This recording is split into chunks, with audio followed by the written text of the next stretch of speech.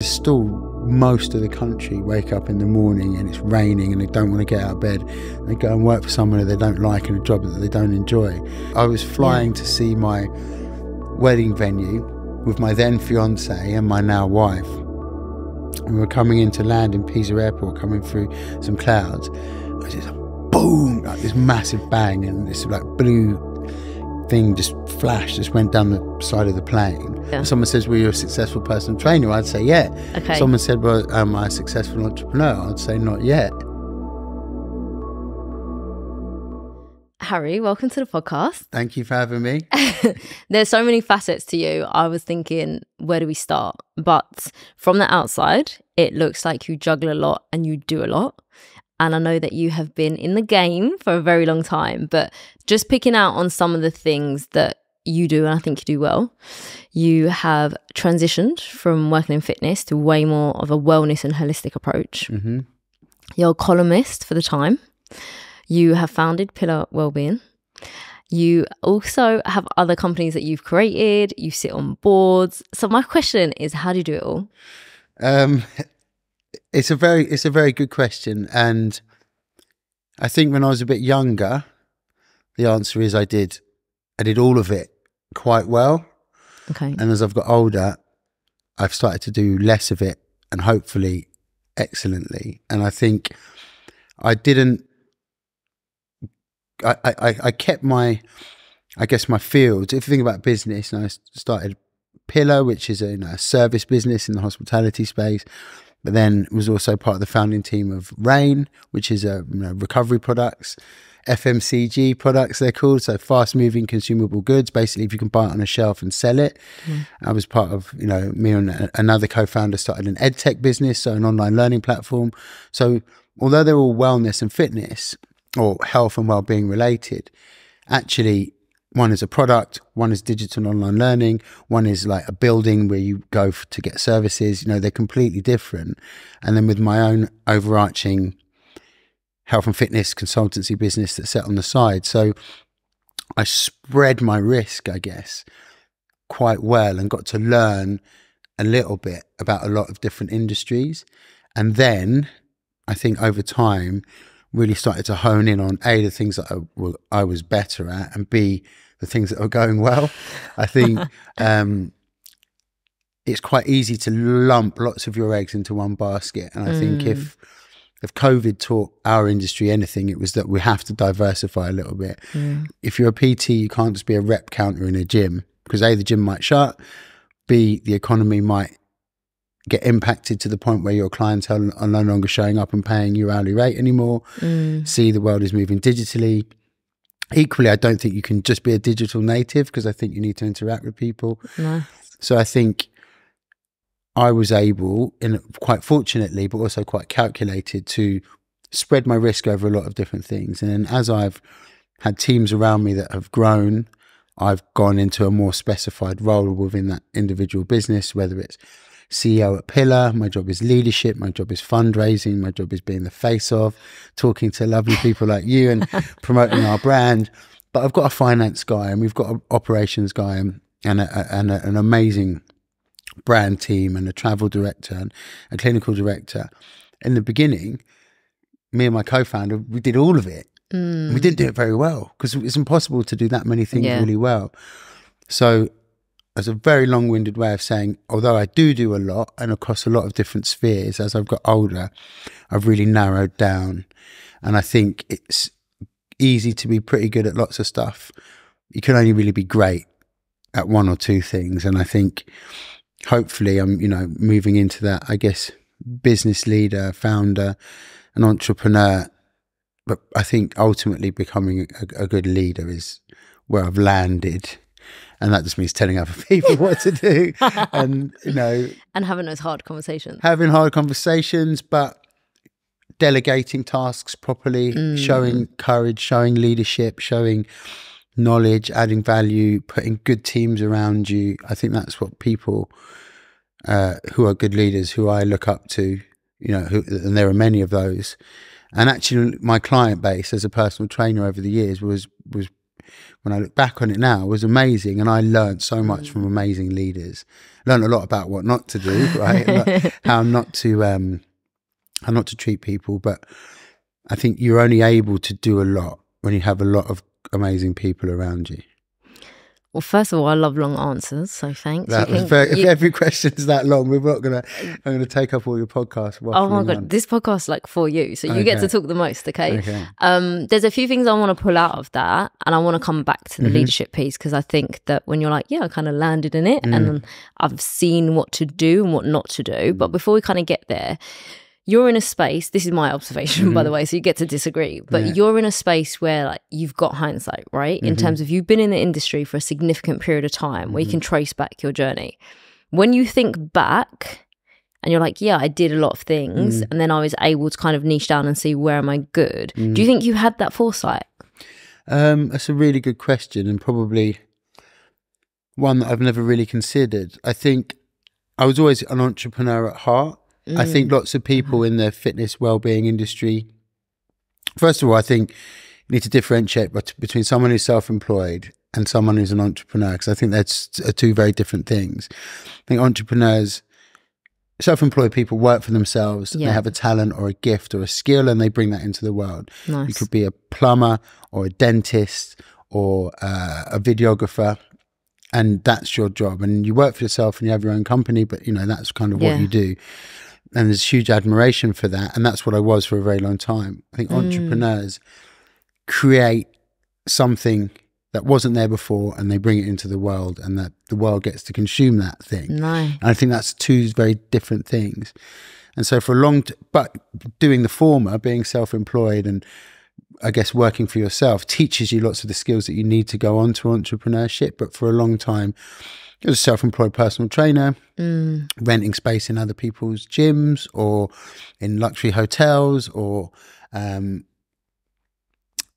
other people's spaces, building my client base and working for them. Building my client base and sort of building my little personal business. But I think the pivotal point was when I started a health retreat company. You know, I was approached by somebody who's actually a woman who's Rocco Forte's daughter, and Rocco Forte owns lots of hotels, and got to go and look at one of their hotels in Sicily. And off the back of that was like, okay, well, this doesn't work if it's just me. I need to start a company. I need to register a company's house. I need to do a load of other things, and I need loads of other people to help me. And it was kind of my first. I was a business owner before, but I owned my own personal training company with one director, which was me, and one employee, which was me, and one share that I owned. And that was very different to going on and creating a business with multiple people.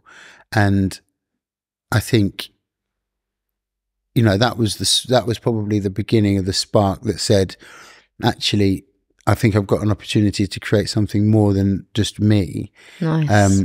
But I'm just going to leverage my experience and network to try to create that. I'm going to talk to you about your network, and even back in the day, starting with your client base and how I would describe your original client base, right? Before we do, I think the conversation you've had, or like being able to differentiate between self-employed and entrepreneur, from my perspective and doing what I do, I think it's really important. And I know that even like my transition is slightly different, because it was from employed into, let's just say, self-employed to start with. But for so long, my hang up about it was, I'm not gonna be able to do it because I'm not an entrepreneur. Like, I'm not creative enough, which now over 2 years down the line, I think we can like dismiss and be like, cool, we've knocked that one on the head, right? But then that transition between, and I guess probably because I'm at that stage where I'm like, oh yeah, like we need a team. But there's that stage where I think, tell me if you're wrong, because you're gonna trump me on experience, but there's that stage where you do it all, and that's okay. And it's the early stages of starting, but it's getting to that point when you know, okay, cool, it can no longer be this, and that you're able to kind of shift, whether it's employ somebody or do something differently, or just know that everything can't sit with you. Yeah, I think even the term entrepreneur, I was quite uncomfortable with it for a while, because I was a bit like, you know, it became something that you could have on your Instagram bio, right? Entrepreneur. You know, sounds so cool. It sounds cool. Most of the realities of being an entrepreneur are not cool, right? They're pretty hard tough. work. They're incredibly tough. there's a huge amount of sacrifice, there's a huge amount of instability. There's, from a financial perspective, there's a huge amount of emotional, financial and time invested into a business. And if it's a UK-based startup, less than 10% of them are ever going to do anything. So you're doing it all at risk, right? You might as well put gambler at the top, right? Rather than entrepreneur. But what you're gambling on is yourself, right? You're gambling on your own ability. And I think if you speak to, listen to successful entrepreneur stories, very, very rarely do you hear someone go, yeah, I had an idea for a company and then we started in our garage and now I'm a billionaire. They're almost like, I did one, it failed, I went bankrupt, I sold my house, I got divorced, I fell out with my co-founder, we did another one, and then blah, blah, blah, blah, blah, on and on, and so the entrepreneurial journey 9 times out of 10 starts with somebody who either goes from being employed to doing something on their own. I guess look back, I never had a proper job, right? I went from university into personal training, from personal training into a health retreat company, and wrote a column here and there and had some ambassadorships, and then actually started, building companies from scratch. And I got a caveat by saying, they're all operational and they're revenue generating, but I haven't sold any for huge amounts of money. And I think that, and hopefully we will, and hopefully that they'll go on to give lots of people brilliant careers. So just purely having started lots of business, I could have started 10 and they've all failed, right? I'm an entrepreneur, I'm just not a very good one. And so I actually became quite uncomfortable with calling myself something that I hadn't quite succeeded in yet. So my wife asked me, what about being successful. And she's like, do you think you'll ask me if I thought I was successful? And I said, I love that she's asked this, because I was going to ask you something about this later, and I was like, I'm going to frame it in a different way. Okay, so I'm really intrigued to see what she said. Well, she said, did I think I was successful? Okay. And I said no. Okay. And I said, in fact, no, I said not yet.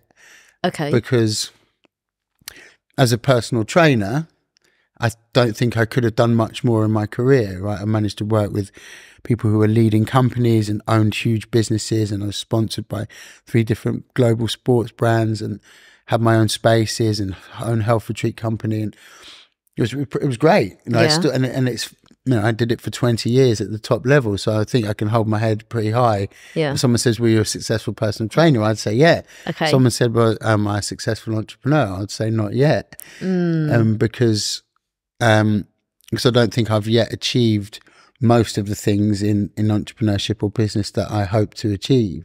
So I guess, are you successful in, it depends how you quantify success. In life, I get to have great conversations, I've got great friends, I've got 2 beautiful kids, a lovely wife.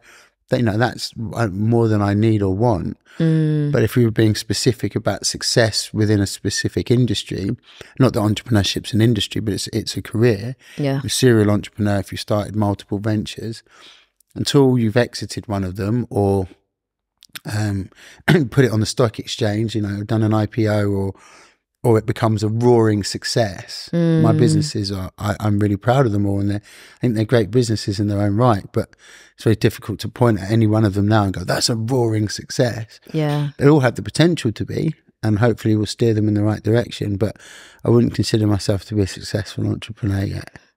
Can we just shout out your wife for asking a sick question, please? She's pretty. She's so good. She's to the point. It was very funny. I listened to there's a quote by Jordan Peterson, and he said for couples to be successful, at least once a week you have to sit down for 90 minutes and talk about your lives. I'm so here for that. I really back that up. And so we don't do that intentionally, but we very often sit down on the sofa without the telly on. Cup of tea or glass of wine, depending on the season and who's drinking and who's not. And we just talk. And she challenges me on loads of stuff.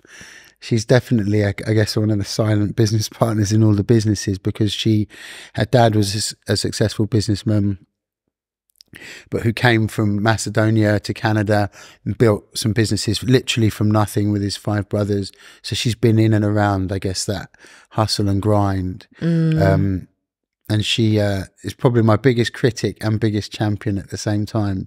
And so I think when she said, do you think you're successful? It was less about probing me for my definition of success, but more about her telling me that she thought I was. Nice. And me probably saying, I appreciate that, but I don't think I'm quite there yet.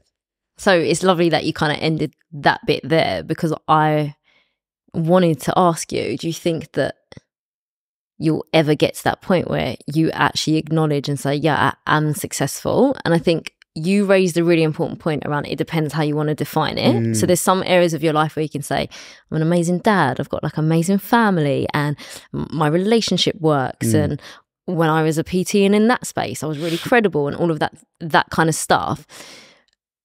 And I guess that I can relate to what you say from a really different perspective and being new in my arena.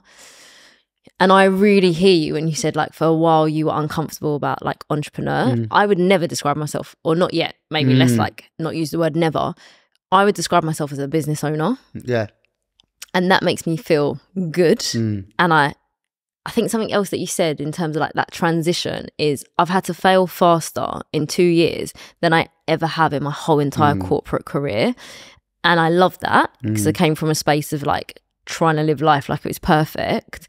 And now every time it messes up, I'm like, cool, you learned something way quicker than having to do that for a year and then figure out it was wrong. So going back to you being uncomfortable with that, but then what your wife was saying and her trying to say, actually, I'm proud of you. Like, I view you as successful.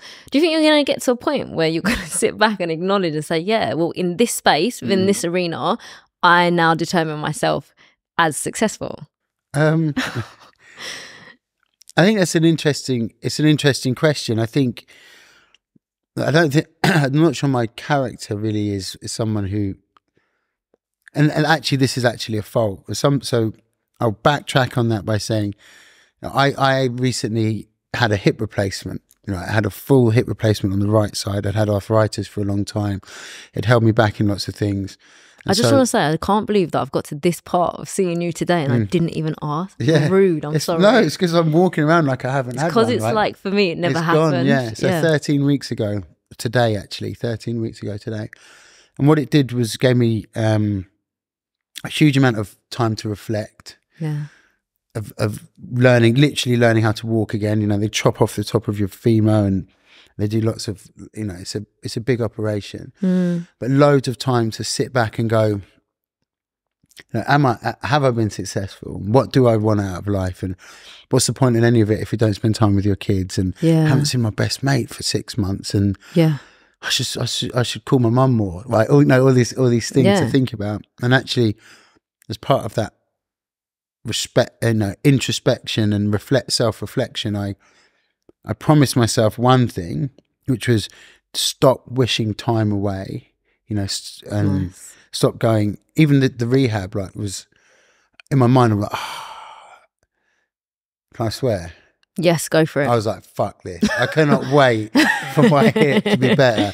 This is bullshit. I can't walk. I'm in agony. I cannot wait for the next 3 months to be over. And then a couple of weeks later, I was like, don't wish that time away. Don't wish this learning opportunity away. Don't wish this time to develop patience and consistency and resilience. Don't wish that away, because your kids will be 3 months older. You'll be 3 months older. You won't get that time back.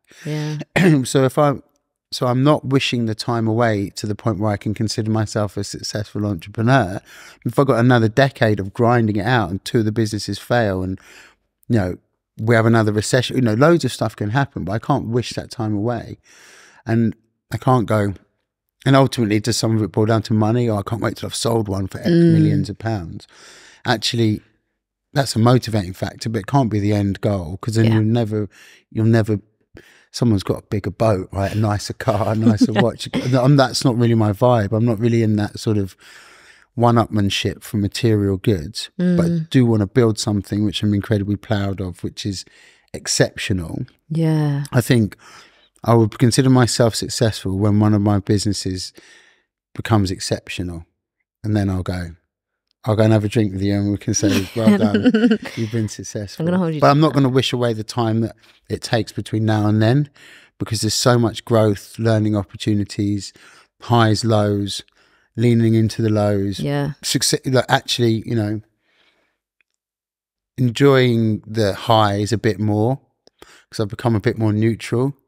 Don't shit yourself when it's going badly. Yeah, don't go too mental when it's going well, right? I've become a little bit more balanced on that emotionally. Yeah. But not panicking when things are going badly shouldn't impact you really enjoying the good bits. And I've probably become a little bit too level. I need to enjoy the good bits a bit more, probably.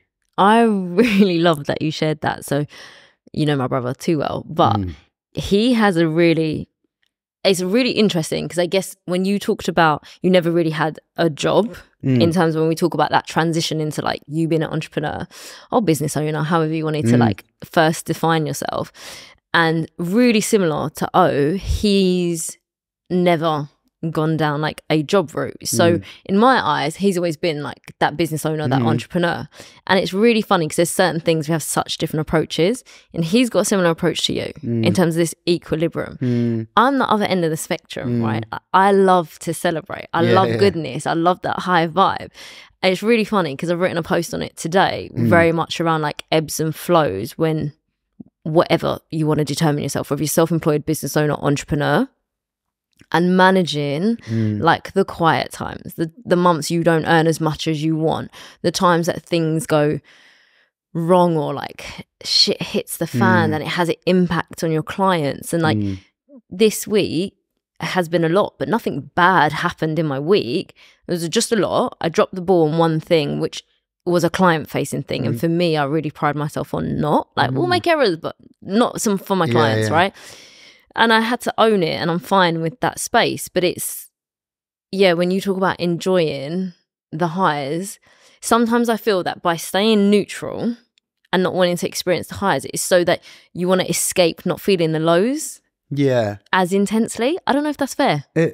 No, for sure. I think A, as a business owner and a founder and a leader, you can't panic. And so the main thing is to just become, because panicked, stressed, angry people make poor decisions. So I think it's more about keeping a level head so that you can make decisions with clarity of thought. Of course, inside I'm going, what? On the outside, it's like, don't panic. Don't panic. You do exude from like the pieces I see in bear in mind, I don't see it in crisis, but from the pieces I see, you exude calmness for me. I am a pretty calm. My wife might not testify as much, but actually, I am level-headed. I'm calm because I'm confident that almost no matter how badly it goes, I can bring it back. I think if you back yourself to win in most scenarios, then it's easier to be calm. I've also prematurely celebrated on stuff too many times, and it hasn't come off. Like, okay, that's fundraising for a business, for example. Going into the market either to individuals, private equity, or venture capital funds, asking them for money, having them to believe in you.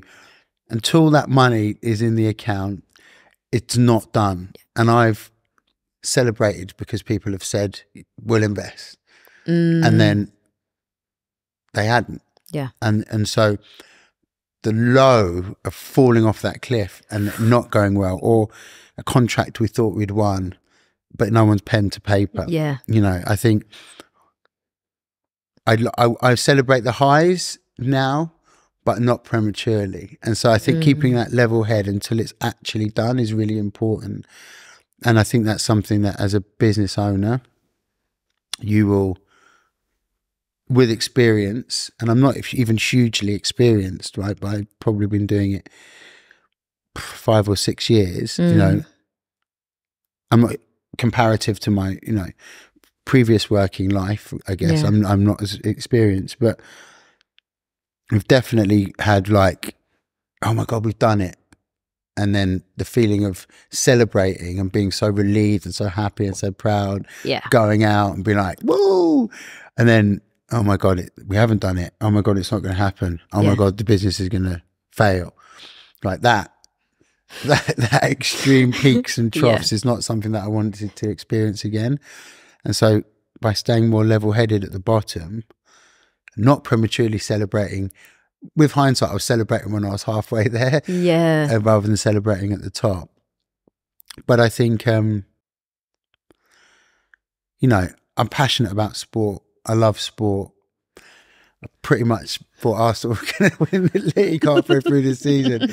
And now this is a perfect example where me and every other Arsenal fan is like, oh man, we're not going to win the league. You celebrated prematurely. Mate, so badly. So badly. But it was like, if we can't be buzzing to be top of the league, 8 points clear, 8 games to go, when can we be buzzing? And so I'd done that a little bit. I can see my guy nodding behind the camera. So I'd done that.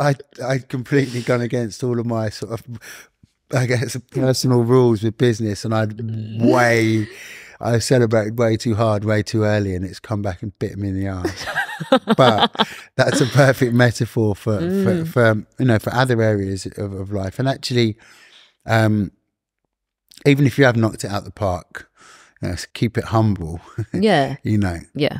And so, yeah, behind closed doors, pour a nice glass of something and have a cheers, but don't necessarily.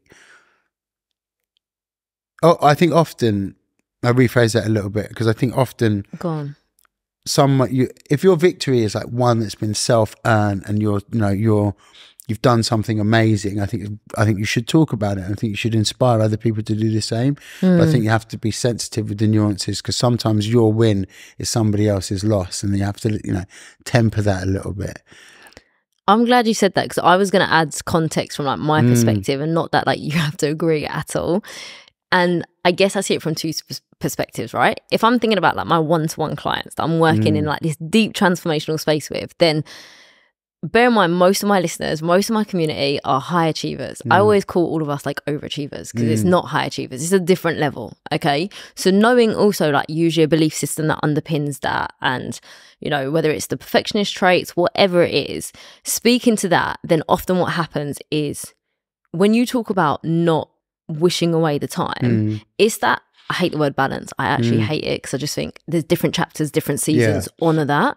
But when you talk about not wishing that time away, it's also, as an achiever, especially if that's like one of your top strengths, your natural thing that also keeps you going is achieving and you moving forward. So I always bring it back to like being grateful in the moment for like what you're doing, and still being able to like look forward and move forward.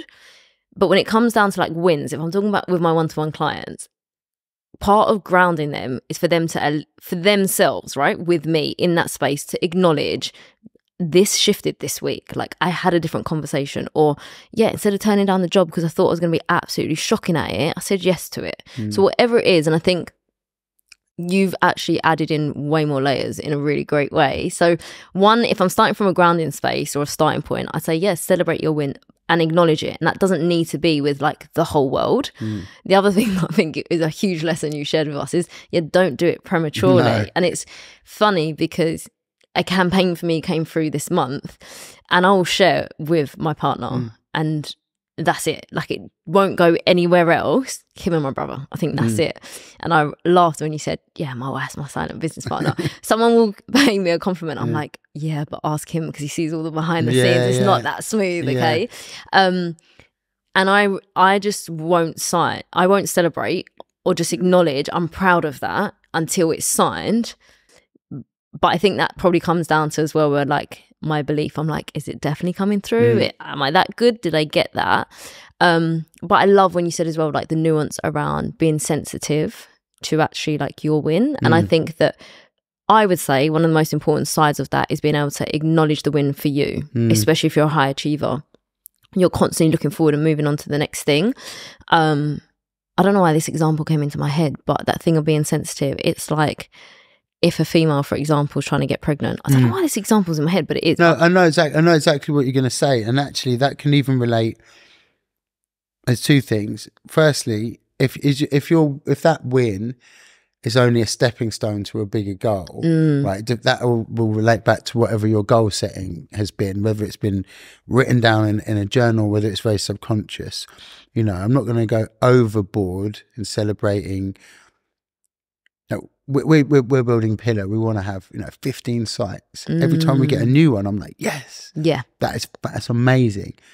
When we get to 15, then it'll be like that'll be amazing. So each little one is a journey towards this bigger goal. So I think you need these little mini wins. Yeah. You can half celebrate, but only once you reach that big goal, I think that's when you can really do it. Because if you overly celebrate the stepping stones, you can take your eye off the ball and not reach the next one.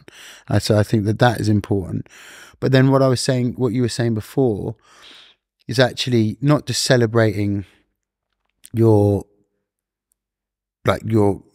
we've got pregnant and then, our friends have not been able to, or wow, we've got married and our friends have not been able to. Yeah. I think when you're on a journey to sort of building your career in the way that you want, you have to also be a bit sensitive to those around you who might have mates who hate their jobs. And so, it's quite difficult to express all of the stuff that you're doing. A, doesn't, sounding a bit boastful or like you're showing off, or B, not really resonating and hitting home with them, because there's still most of the country wake up in the morning and it's raining and they don't want to get out of bed. They go and work for someone who they don't like and a job that they don't enjoy. And so you constantly reveling in your amazing life and this entrepreneurial journey, and you being a free spirit and living out your dreams, that can build resentment from some people. Some people, you're building a business, but you're building a personal brand. You're building an aspirational space where people can come and be inspired and to learn. Yeah. People have to like you. No one likes people who are like, look how wonderful everything is. Look at my life. My life is great. So it's tempering that balance. It's knowing your audience, right? Walk into a room full of your old school friends who haven't moved away from where you grew up and are a bit sad about that, and for you just to spout all the wonderful things you're doing at them for an hour and come away like, I'm inviting her next time. You know what I mean? This makes it. And then I will slightly contradict myself by saying you can't always dampen your flame, because I was really hoping you were going to get there. And I was like, give me the other side. I am there. I just think because there's a microscope on everything that we do all of the time. Yeah. And you don't know most of the people who follow you online or most of the people who read your journal. I think it's just about having a level of self-awareness and understanding that lots of other, especially the way the world is at the moment, lots of people are going through lots of stuff, and I guess tempering some of your public celebrations is probably what I'm saying. I've gone round in circles a bit there, but no, because I think that, because I always try, whatever I talk about, there's nuance and context to it, and sometimes you just can't caveat everything, otherwise you'll be talking for ages, right? Yeah. But I really am a big fan of like, not one size fits all. Everyone's situation is different and we're all individuals, right? So find your way of doing things. And I was just going to sum it up and describe it as, it's like a fine line.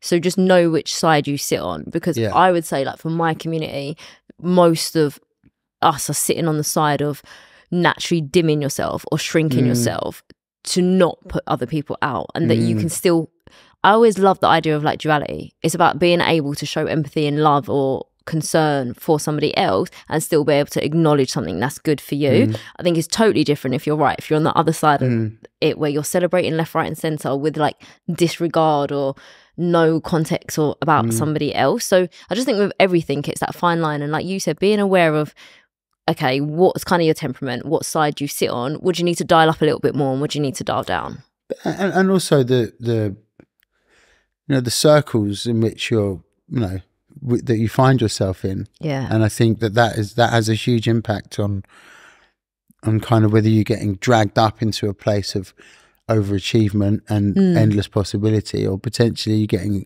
not necessarily dragged down but just held where you are. We can't be, progress can't be the enemy here, right? It needs to be exactly where we're all trying to head. And I think maybe that's a good example. Maybe if you celebrate your wins in a room full of people and they don't appreciate it, maybe need a different room full of people. I'm going to say amen to that. I'm just going to put it out there. So knowing that you said that you're kind of in this space now where you feel that, given your experience and the things that you've tried, you kind of landed in this like leadership space. How good would you rate yourself as a leader? As a leader? Yeah, give me a scale 1 to 10. 10 being like, God, I knocked this out of the park. That's a very, very good question. I do try. It's hard. I think because I know I have so much to learn, I'd probably give myself a 7 at the moment. So I think I'm good, but there's a lot of room for improvement. I think I do things fairly intuitively at the moment. You know, I've got a brilliant friend who went to Harvard Business School. Nice. He started a great company. Shout out to Press Juices. My friend Ed Foy. I feel like we all know it. Yeah, and I'm like, next my friend time we Ed. need So the if you think about somebody, and it's not. I'm not talking about him specifically, but I'm talking about someone who went to Oxford and then someone who went to Harvard Business School and someone who followed quite a traditional route of somebody who could go on and found it. Yeah, there is, you know, there's a book way of doing things, and there's a way of structuring a company, and there's a hierarchy, and there's a way of doing things that has been traditionally done time after time. And if you have that educational background, sometimes, again, not referencing it because he's a bit of a maverick, but there are sometimes you get put in, you do things in certain boxes. And because I have done things my own way, a way that I've learned from other people, I'm constantly learning on the job. Nice. And a long way from being the finished article. But I think leadership is about, someone said this brilliant thing about the analogy between high level sport and high level business. Okay. And they said both of those two things are about getting results out of people. High level sport, team sport is about getting results out of people. High level business is about getting results out of people. And I think if part of your skills as a leader is to motivate and energize and bring together and empower people, I think I've been good at that in the past.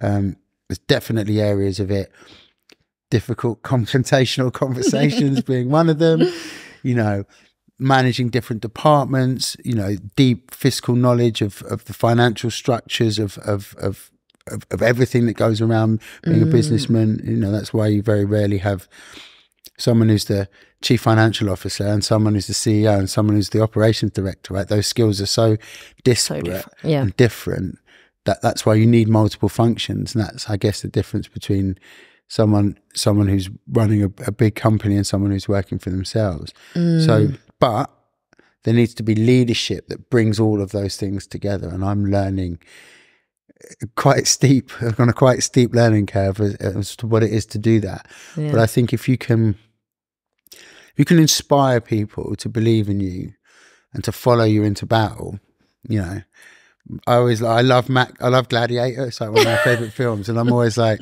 Maximus from Gladiator was such an amazing leader, right? He was vulnerable. There was nothing he didn't do nothing he'd asked his soldiers to do that he wouldn't have done.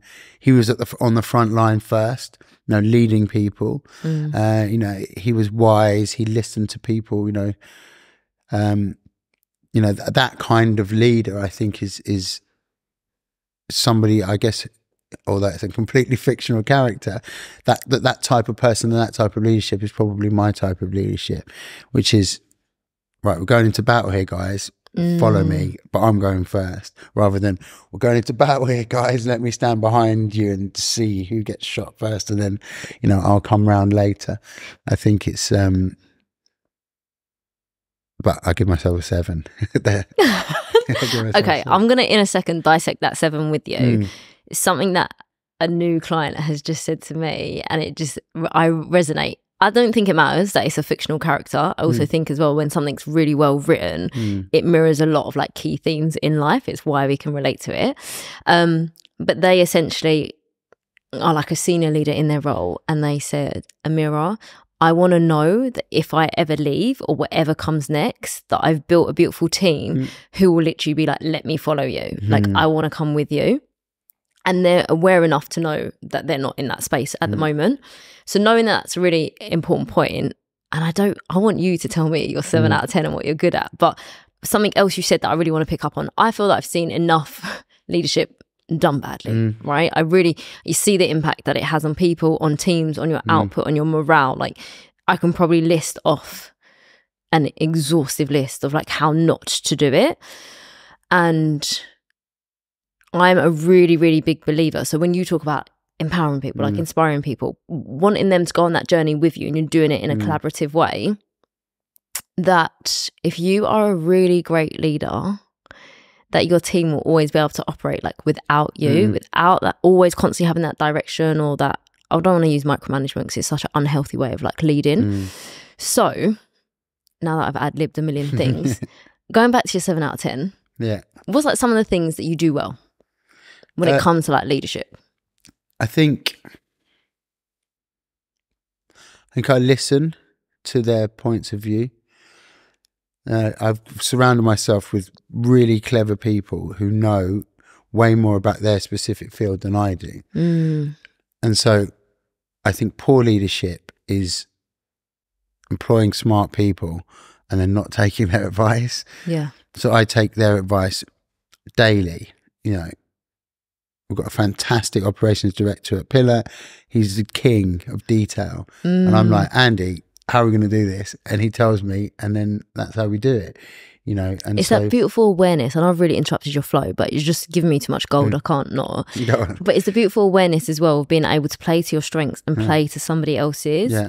And I think it's beautiful when, you know, I've really ad-libbed here, so tell me if I'm wrong, but like detail's probably not your forte. No. So, but you being able to be like, it's not my forte, but it is Andy's. Yeah. So let's actually play that together, because that is a wicked team. That's how you get a great team, is someone who's, and I don't think I'm sort of like uber creative, because I know some really what genuine creatives are like. But I think there's this creativity, strategy, blue sky thinking piece, which can't be completely disconnected from the how the heck are we actually going to do this and deliver it piece. So you need creativity and strategy with good leadership, and then you need the ability to execute underneath that. And I think that's how you build a good team. I think in terms of the 7 out of 10, I think I built a really good team, and you know, a couple of good teams actually, and they are. We can celebrate that, yes. Yeah, yes, I'll celebrate that. And so, but leadership can't just be, I guess, telling other people what to do and sort of riding off the back of their hard work. You need to work hard yourself. And I think something that I would like to think I inspire people to do is work incredibly hard. You know, I've worked, you know, tirelessly for a long time to get these things done. And I think if you show work ethic and you are successful in your along the way, you know, I think if people can, especially I guess some younger people who we've worked with in the past have gone, you know, ultimately they want to be where you are in 10 years time. And so I think to provide inspiration, mentorship, role model, whatever the culmination of those things is, I've tried to do. But then there's also definitely, like you said, the detail. Excel spreadsheets make me want to jump out the window. I hate them. But you can't run successful businesses without Excel spreadsheets. And so I've got people who, for some unknown reason, love Excel spreadsheets. And so diving right into the minutiae and the detail of what a P&L looks like, or you know, conceptually, this is our business plan. This is how I feel we could execute this into the marketplace. This is where I think there are gaps. This is where I think we could differentiate ourselves, which is great, but they're just words, right? Someone needs to put those things into action. And I think understanding the difference between a great idea and executing a great business, that gap in the middle, is what I'm really trying to fill at the moment, and hopefully where I can move from a 7 to a 9. I love that, honestly. I'm so here for it. And I was going to share this because I don't think I've told you this, but definitely something I value you for is like that conceptual piece and that like bigger picture. And for me at the moment, where like we don't have a team yet, or in the way that I want that team to work and look, you definitely take me out of it. And I'm like, oh yeah, got to zoom out again. I actually hate spreadsheets and wonder, let's not even talk about my processes, okay? I'm not doing them. I hope I never do them. But I resonate with that. And I know we can do it in a jestful way, but I actually really think you're so good at that side of it.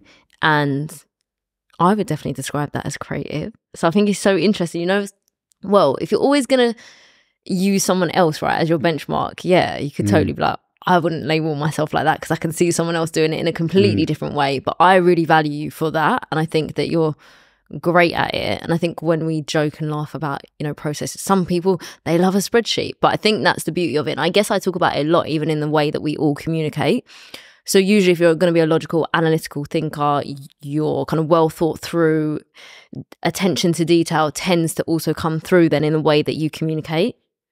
You want to know that things are fair and right and accurate, and that's sometimes can frustrate other people because you take a long time to get there. And then you've got the people that are creative and more expressive in terms of like their language and how they communicate, and they're really good at communicating ideas. They're going to annoy the other people that love detail because they're like, okay, great, now make this practical. But I think it's such an important piece. Just I really diverted here because it is about, and I talk about this a lot, but your filters and your perceptions. And I think as a leader, if you can really harness that, understand like how you play to your strengths, where you are always going to be developing, and understand how your team operate, I literally think, oh, it's such a beautiful sweet spot in terms of how you operate.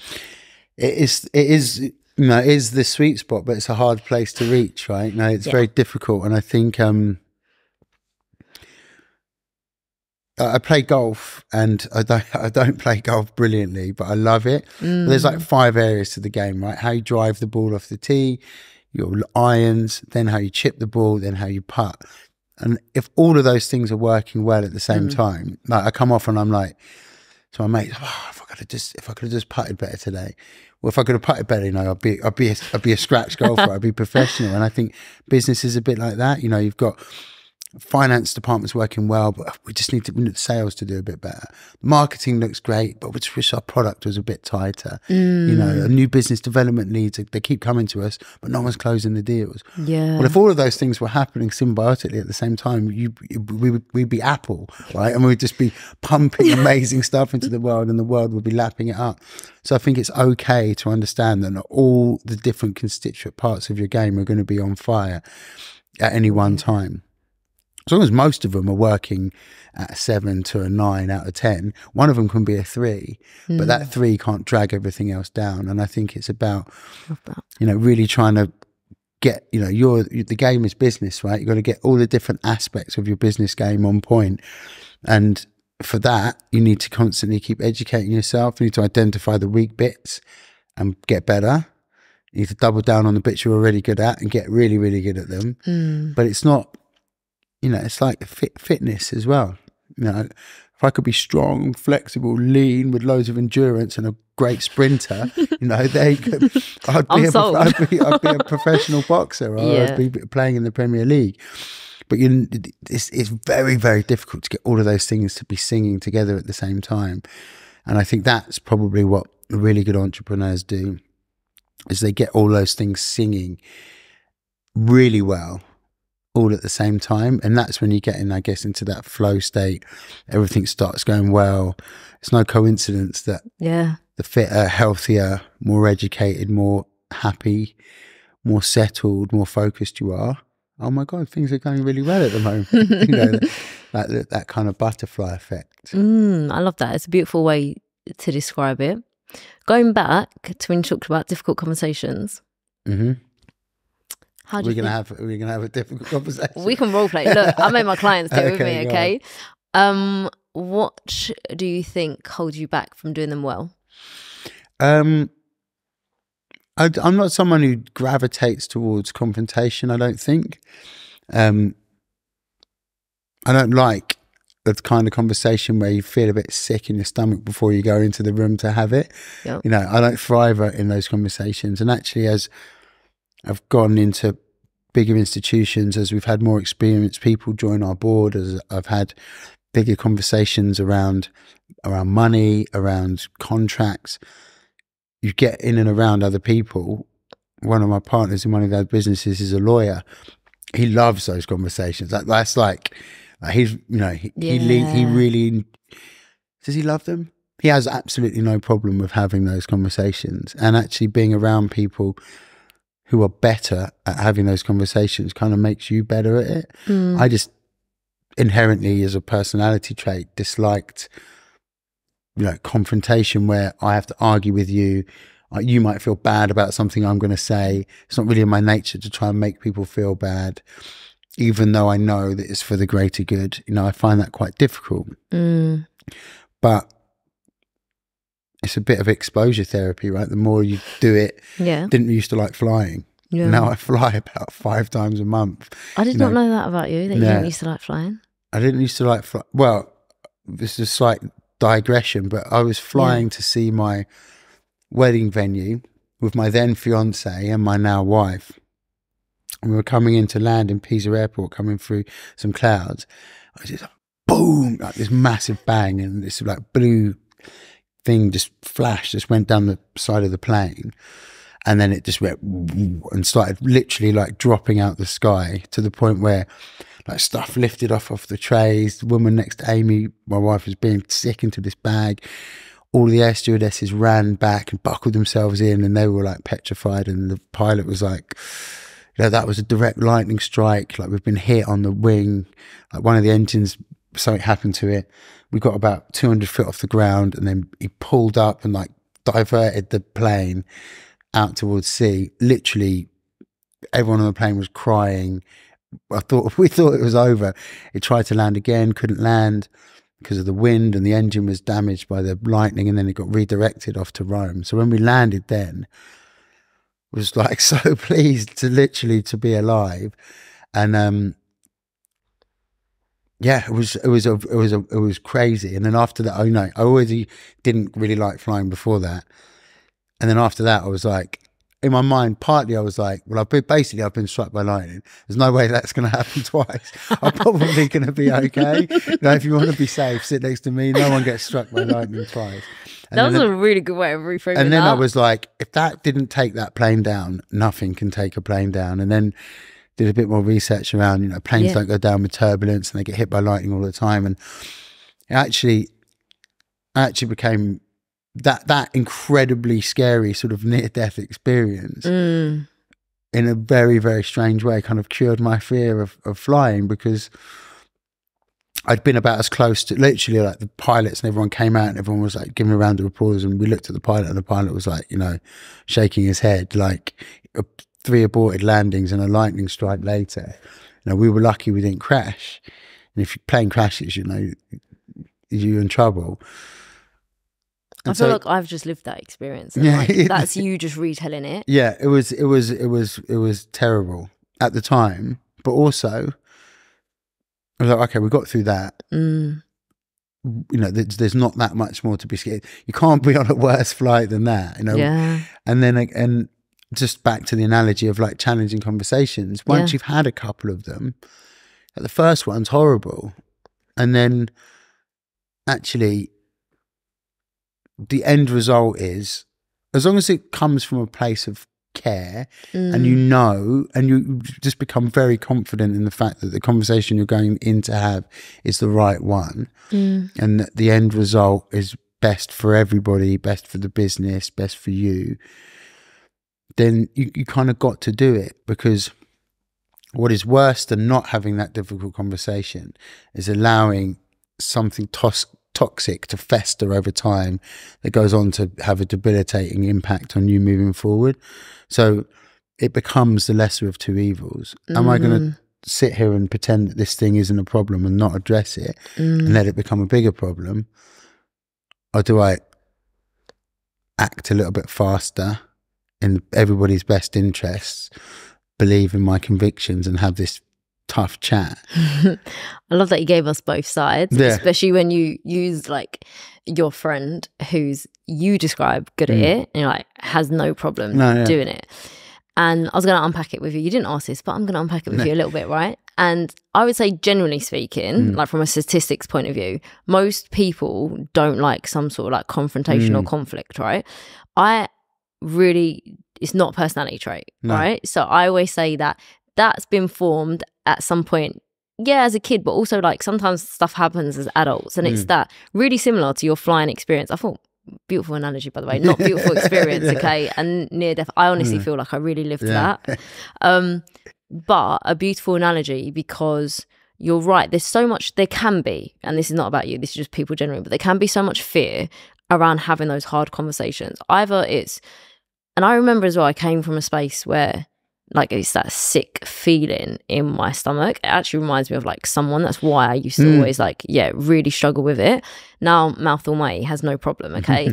But it's also as well about having it in a really effective way. And I think that whether it's fear of like how the other person's going to react, if it's fear of like what's the consequences of it, if it's the fear of like what they're going to think about me, and I think that, I mean, you justified it already and gave me all the positives of why we still want to have it. But I remember, I guess a lot of clients saying to me, yeah, but Amira, what's the point? That person's not going to change. And I was like, okay, but it's about bringing it back to when you say things fester. And if we go back to like thinking about wellness holistically and like how you are as a human being, that through like open, honest communication where like you can express what you need. It's not about the right or wrong. And it's not about this is my way, I need you to get on board. But if it's done well, it actually builds so much more trust in a relationship. Usually you both come out of like being able to respect each other. I think a beautiful space, and I guess like in business, one of the things I probably coach a lot on is like conflict. And it's because as well, like things haven't been nipped in the bud or said in a timely manner. And you think, oh, it doesn't matter. It does, because your brain logged it.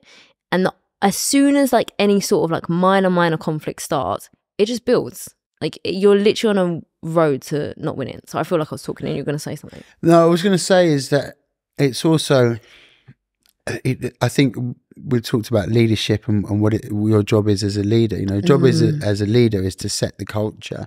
You know, and if you don't have a culture of openness, like of like challenge, I did a little bit of work with this really great coach, and he talked about leadership, and he said around you need to create a space of high challenge and high support. So those around you need to be able to call out. I don't agree with that. You know, I challenge that. When we sit at our board tables or in our meetings, we want everyone to challenge everyone, not to argue, but just to say, play devil's advocate or put a different scenario across, or just worst case planning versus, I'm thinking up here, this is going to be brilliant. And then the finance director's like, yeah, well, what if this doesn't come off? Yeah, beautiful. And so you create this place of high challenge where everybody around you is encouraged to challenge thoughts and feelings, but at the same time, a place of incredibly high support. I can say what I want to you because I know you know that I'm saying it because I have your best interests at heart. So I can call you out and say, why haven't you done that? And it's not like your partner coming home and going, why haven't you done the dishes? That's just going to piss you off, right? There's no. I'm like, you don't know how hard I work today? Yeah. Can you pick your dress up off the floor? Whatever it is, that is, that's very different to, listen, I think we need to redo your website. Right? That someone who takes that as an offense that their current website is rubbish versus someone who goes, actually, if we redid that, this is all the amazing things that can happen, and this is what I think you should do. Probably a poor example, but actually that kind of conflict I think reframing conflict as not always being a negative thing is probably important. Conflict isn't just arguing with somebody, there's challenge, right? I'm going to challenge that. Because ultimately, when two people challenge things over time, the end result is a better one. Yeah, beautiful. You can't, the opposite of that is a place of low challenge, which has been surrounded by yes men who go, Harry, your idea is brilliant, and then it's not a brilliant idea, but I didn't set a culture where I could be challenged as a leader. That's poor leadership, and I think. That's, again, one of the bigger differences when you're moving from this kind of self-employed space where all of your ideas are your own, it's a committee of one. This is what we think we're going to do. Like, let's go and do it. Versus a genuine committee or a genuine board or a genuine group of smart, motivated people. I also think that's why it's vitally important in a young company to make sure that the respected people have equity in the business. They've got to feel like they have skin in the game, and that our win is everyone's win. It's not me. It's not my win. And then they have a right to challenge. They have a right. You own some of this. You're very much part of this this whole machine that we've built. And if you don't agree with me, challenge me. I might not agree with you back, and then we can get into, a debate. But debate is, and arguments are different.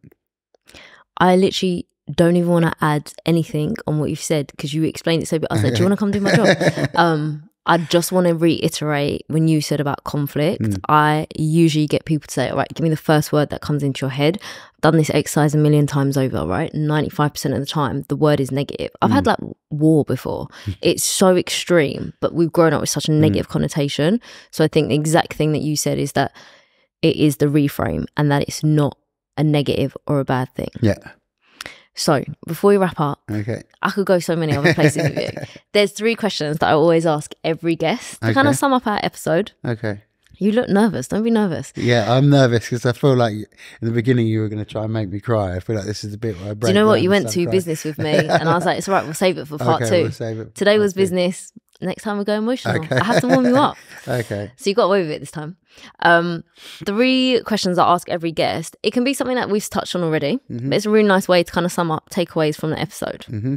First thing, what is a resource that you love or you think could benefit other people? And when I say resource, it could be a book, podcast, show, anything. That's good. Book, podcast, show. When I was sort of thinking about, this is actually in lockdown and we were building our first, we were building out Pillar, and I was running a lot like everybody was in lockdown, and I would just run and listen to podcasts. And the 2 business podcasts that I really loved was How I Built This and Masters of Scale. Nice. And Masters of Scale is Reid Hoffman, who's founded LinkedIn. He used to be at PayPal, and he's just got really great, interesting entrepreneurial stories. Then there's the new ones that I listen to, of Diary of a CEO and High Performance, and I like those 2, but it's easy for me to pick the number 1 and number 2 podcasts in the country. It's not telling people they don't know. But I think when you listen to those stories from founders, there's a brilliant one from Brian Chesky, who started Airbnb, like really great story. I used to listen to them while I was running, and it would just, I found them really useful.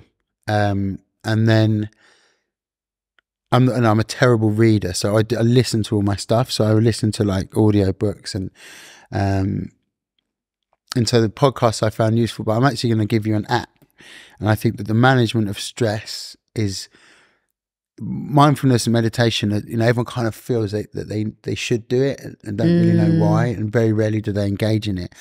But for a long time, I do my own breathing practice now, but for a long time, what got me consistent with it was using Calm and doing the 10-minute daily Calm, and just getting into that regular space where you wake up early, you don't look at your phone straight away, although you obviously have to turn it on, but I wasn't going into WhatsApp or Instagram straight away. Yeah. I would have my cup of coffee on the side. I can't drink it when it's too hot, and I knew when I finished my Calm, it would be perfect. I'd just close my eyes and I would do my daily Calm. And so as somebody who's stressed, or someone who's going through things that are stressful, or someone who wants to, I guess, manage their energy throughout the day, download Calm and do 10 minutes of daily Calm every day. That's a great resource and tool that I used. Beautiful. I think you gave us like 4 there. I'm taking them all, okay? Take them all. So second question, favourite quote? Or can be your words of wisdom if you really want to give it to us. Favourite quote? I said this actually. I listened to this guy called Nick Bear, who I love, who's like set up a nutrition business, and he was a fitness guy before. And he said that it's better to be consistently good than occasionally great. Oh, okay, nice. And actually, I was probably quite guilty of, I guess, showing up occasionally, like once a week, being amazing, or in the gym, or at work, or like popping up for these sort of moments of brilliance, and then I guess being okay, I've done that now. Now I can just sort of chill until the next chance to sort of show up is. But actually, what over time builds better value. Half an hour of something every single day, or 2 hours of something once a month. And so if you can build it in this consistently good, and I think I would reframe it with saying consistently good, rather than occasionally great. I think actually in terms of building a business, and you're going to have great moments, but, you know, unlike, you know, it's the unfortunate truth about fitness and about business. Yeah. It's just about consistent repetition over time and learning from your mistakes. So better to be consistently good than occasionally great I'm taking that quote. is a quote. Last and final question. I feel like you might have answered this already, so feel free if you want to share what you've already shared. Practical tip that our listeners can actually go and do. Practical tip that you can actually go and do. The practical tip is my biggest, most useful tool for being able to operate at a high level and do lots of different things is to anchor it all with my own personal, mental and physical well-being.